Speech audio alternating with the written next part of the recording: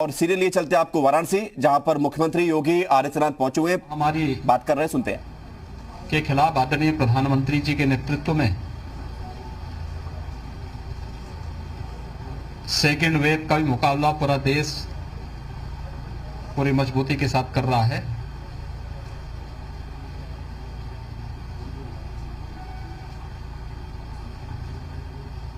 जो मंत्र कोरोना महामारी से लड़ने के लिए सभी राज्यों को दिए गए थे, ट्रेस, टेस्ट और ट्रीट, इसको अपना करके उत्तर प्रदेश सरकार ने और उत्तर प्रदेश की जनता को राहत देने में काफी हद तक सफलता प्राप्त हुई है। 30 मई को उत्तर प्रदेश के अंदर कुल एक्टिव केस 3,10,000 थे। आज ये घट करके 2,33,000 तक आ गए हैं। यानी 8 दिन के अंदर 77,000 एक्टिव केस प्रदेश के अंदर कम हुए हैं।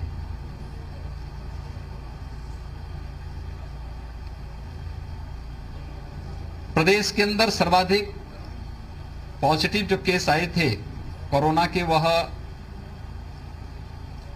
24 अप्रैल को 38,000 आए थे। धीरे धीरे करके केस कम होते गए और आज प्रदेश के अंदर कुल 23,000 पॉजिटिव केस आए हैं। रिकवरी बढ़ी है, पॉजिटिविटी काफी कम हुई है।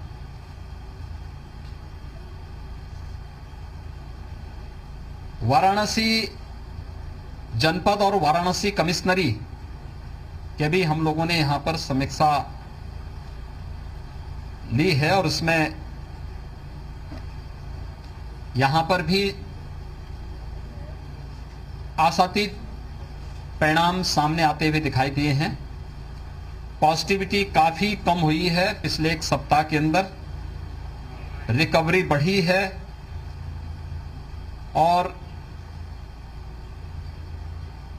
एक जो अभियान पूरे प्रदेश के अंदर चल रहा है उसके भी परिणाम उसी रूप में आते हुए दिखाई दे रहे हैं।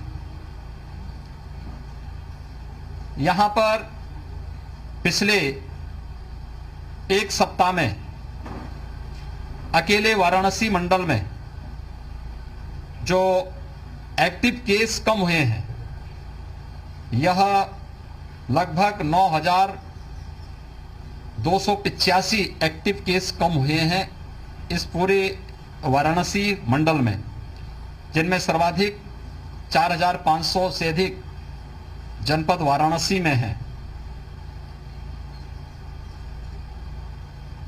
फर्स्ट वेव की तुलना में सेकंड वेव काफी तीव्र संक्रामक रही और तेजी के साथ संक्रमण फैलने से लोगों में एक भय की सी आशंका हुई। दूसरा, ऑक्सीजन की डिमांड बढ़ी। हम सब आभारी हैं प्रधानमंत्री जी के, जिन्होंने पूरे देश के अंदर ऑक्सीजन की आपूर्ति को बढ़ाने के लिए oxygen express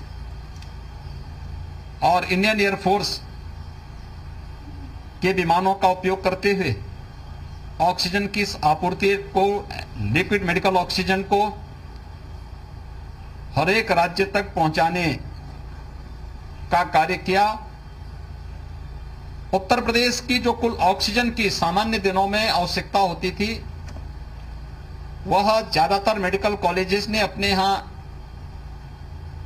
air separator unit रखी हुई थी या फिर एलएमओ ऑक्सीजन प्लांट के साथ अपने स्वयं के एग्रीमेंट के साथ माध्यम से लेते थे। लगभग 300 से 400 मीट्रिक टन में उनकी इस पूरी आवश्यकता की पूरी हो जाती थी। लेकिन जिस तेजी के साथ संक्रमण फैला, उसके कारण ऑक्सीजन की डिमांड भी बढ़ी। और ऑक्सीजन की डिमांड बढ़ने के कारण आज हम लोग ऑक्सीजन एक्सप्रेस के माध्यम से और एयरफोर्स के विमानों के माध्यम से प्रदेश के अंदर जो सामान्यतः ऑक्सीजन आती थी उनके साथ ही 1000 मीट्रिक टन ऑक्सीजन की आपूर्ति आज के दिन पर उत्तर प्रदेश के अंदर अलग अलग क्षेत्रों में करा रहे हैं, जिसमें ऑक्सीजन एक्सप्रेस के माध्यम से वाराणसी और आसपास के जनपदों की भी आपूर्ति हो रही है। हर एक स्तर पर संसाधन बढ़ाने के प्रयास हो रहे हैं। एक महामारी है और महामारी का मुकाबला जिस मजबूती के साथ किया जाना चाहिए, इसमें सरकार, समाज, सभी लोग मिलकर के जब प्रयास करेंगे तो उसके सार्थक परिणाम आएंगे। हमारे हेल्थ वर्कर्स बहुत अच्छा काम कर रहे हैं, कोरोना वॉरियर्स बेहतर कार्य कर रहे हैं। कोरोना से बचाव के लिए देश के अंदर 2 स्वदेशी वैक्सीन पहले ही लॉन्च की जा चुकी है और उसमें वैक्सीनेशन का कार्यक्रम भी युद्ध स्तर पर चल रहा है। एक तीसरी वैक्सीन के लिए भी भारत सरकार ने अपनी सहमति दे दी है। उत्तर प्रदेश के अंदर भारत सरकार की मदद से अब तक हम लोग 45 प्लस के 1,37,00,000 से अधिक लोगों को वैक्सीन दे चुके हैं और राज्य सरकार ने भी भारत सरकार की मदद से अपने स्तर पर 18 प्लस जिन लोगों को वैक्सीन देने की सहमति भारत सरकार ने दी थी, उनमें से 1 लाख से अधिक लोगों को हम वैक्सीन अब तक उपलब्ध करा चुके हैं। 45 प्लस से जुड़े हुए जितने भी लोग थे उनके लिए प्रदेश के हर जनपद में 4,500 से अधिक केंद्र वैक्सीनेशन के चल रहे हैं।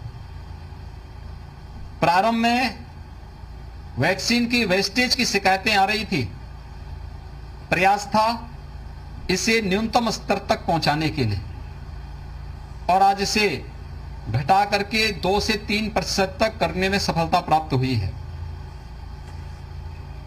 18 प्लस का वैक्सीनेशन का कार्यक्रम उत्तर प्रदेश में 1 मई से प्रारंभ हुआ है। कल सोमवार से प्रदेश के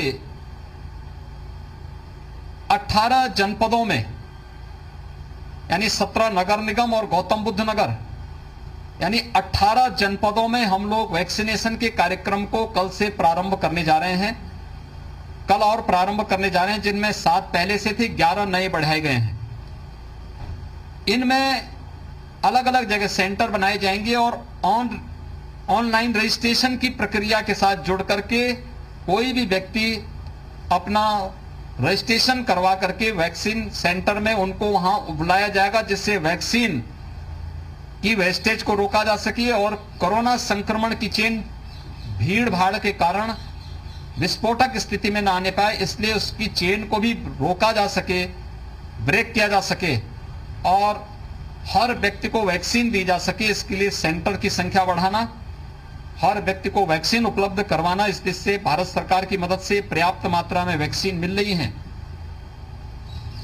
काशी इस समय जो सबसे बड़ा सेंटर है, यहां पे न केवल वाराणसी के लिए बल्कि पूर्वी उत्तर प्रदेश, बिहार और तमाम अन्य राज्यों के लिए बीएचयू का सुपर स्पेशलिटी जो सेंटर है आदरणीय प्रधानमंत्री जी के अनुकंपा से बनकर के तैयार हुआ और आज कोरोना उपचार का लेवल 3 लेवल का एक हॉस्पिटल के रूप में यह तमाम प्रकार की अमूल्य जानों को बचाने का काम कर रहा है। हम सब आभारी हैं, आदरणीय प्रधानमंत्री जी ने 750 बेड का एक डीआरडीओ और आर्मी की मदद से एक नया हॉस्पिटल भी यहां पर स्वीकृत किया है और उसमें कार्य युद्ध स्तर पर चल रहा है। 250 बेड उसमें वेंटिलेटर के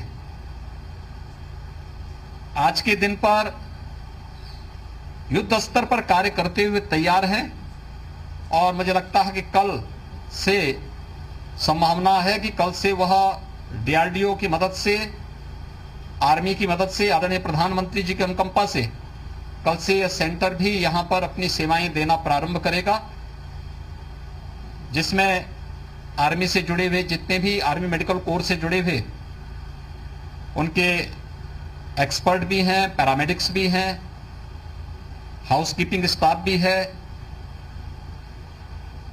शेष 250 बेड ऑक्सीजन युक्त भी हैं। बीएचयू और लोकल एडमिनिस्ट्रेशन भी, health worker, housekeeping staff, paramedics और अन्य जितने भी कार्य होंगे यहां पर, चाहे वह सिक्योरिटी का हो, फायर एंड इलेक्ट्रिक सेफ्टी का हो, इन सभी कार्यों को करने के लिए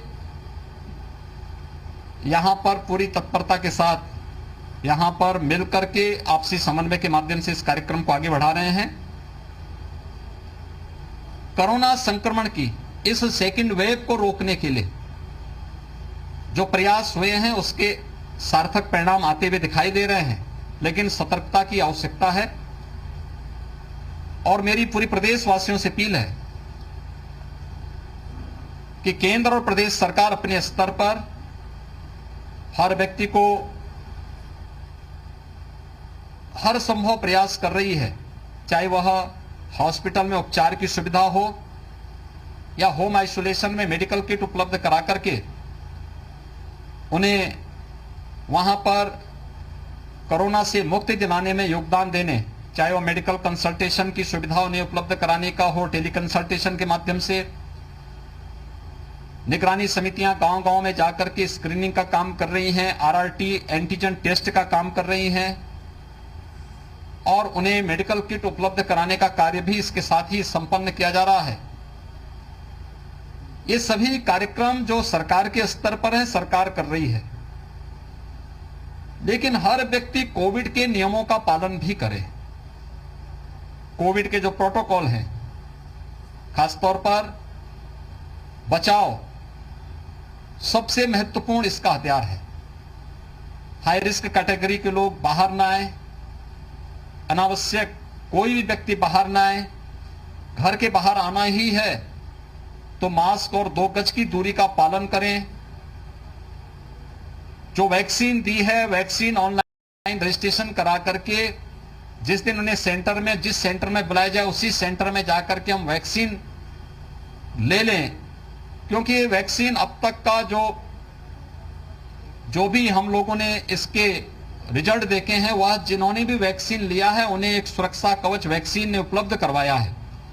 तो वैक्सीन लेने की तैयारी करें, हर प्रकार से उन सभी नियमों का पालन करें जो से कोरोना से और इस महामारी से बचा सकें।